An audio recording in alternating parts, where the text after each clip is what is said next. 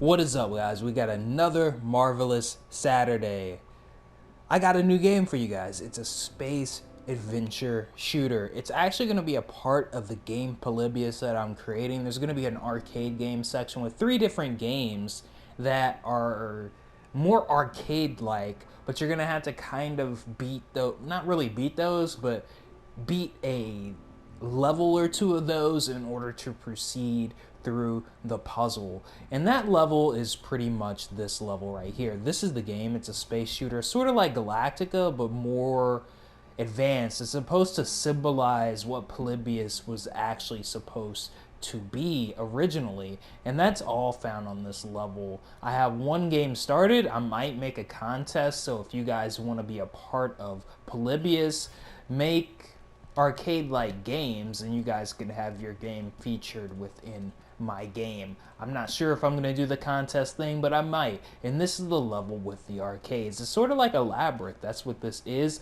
And labyrinths are actually spiritual mazes, if that makes sense. They're like spirally, but they're more spiritual than they are, let's say, as you would see a minotaur. Games like kind of change that by adding the overall enemies and stuff to a labyrinth, but it doesn't necessarily have to be that to historically be a labyrinth. I think if you look up the term labyrinth, you can see what I'm talking about. Let's go ahead and start with my spaceship game. This is the new game that we're going to be displaying. I think I'm going to make a point and click game. You can now look at my point and click logic if you guys want to, and you can also look at my point and click tutorial. It is a video that I just uploaded before this one. I'm very happy that I was actually able to upload that, because those are actually some of my favorite games whenever they're horror games. I might make a point and click game one of the arcade games. Again, I'm only using 1, I think, of for the contest. If I decide to hide it, do it. I might do 2, but I think I'm just gonna do 1. That way I can like get more stuff out there on Dreams, because that's sort of the reason why I'm doing this. One second, that's really loud. That's sort of the reason why I'm actually making more arcade games, because I want more stuff under my belt, if that makes sense. Now, this is just an early version. The UI menu may change. Some things may change, but the overall level is not going to change. This is definitely level 1. I chose really good music because you really need some lit music for this. And if you notice, the shooting balls that you shoot actually come back down, which you can use for more of your strategy. And you can also shoot to the left and right. So it's more of, I think there's a Star Wars game like this, I'm not sure. It's an adventure game, and I think I might have like puzzles that you can solve while the ship is going up. And I really like these kind of games, and that's why I did them.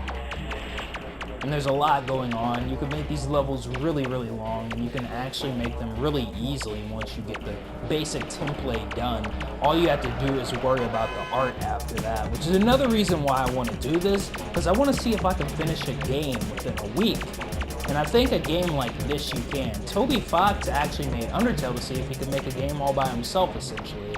And he was able to do that with Undertale. You just pretty much have to know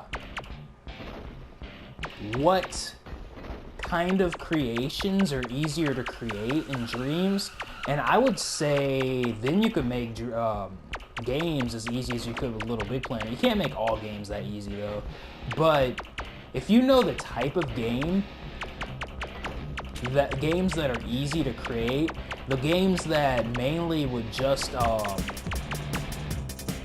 require art after the main template is done, those are the games that you would want to kind of focus on if you want to like get a lot of games under your belt that are really easy to create, not too draining and not time consuming, especially if you have like a job and stuff. These are the kind of games that you want to go for. And there's healing aspects. I was gonna add hearts, but I decided to add this. And again, there's still some things that I would like to fix, like the wiggliness on the the bad guy spaceship here. And the game gets really intense. Like, it's really easy for me to make the difficulty of this kind of game ramp up, because really all I have to do is move things closer together, if that makes sense. So like, imagine if these walls and stuff, they kill you in one hit. Imagine if these were closer together with the boulders and stuff flying at you. It can get really intense really easily, and turrets and stuff and enemies. It can get really, really, really intense in the matter of seconds. And right here is where the level is supposed to end.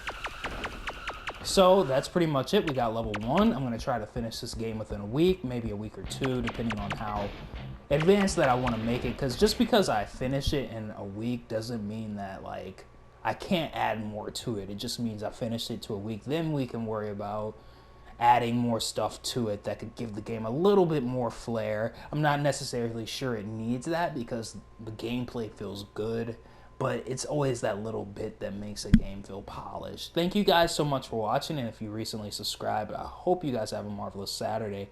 Peace out, and I hope you guys enjoyed the game.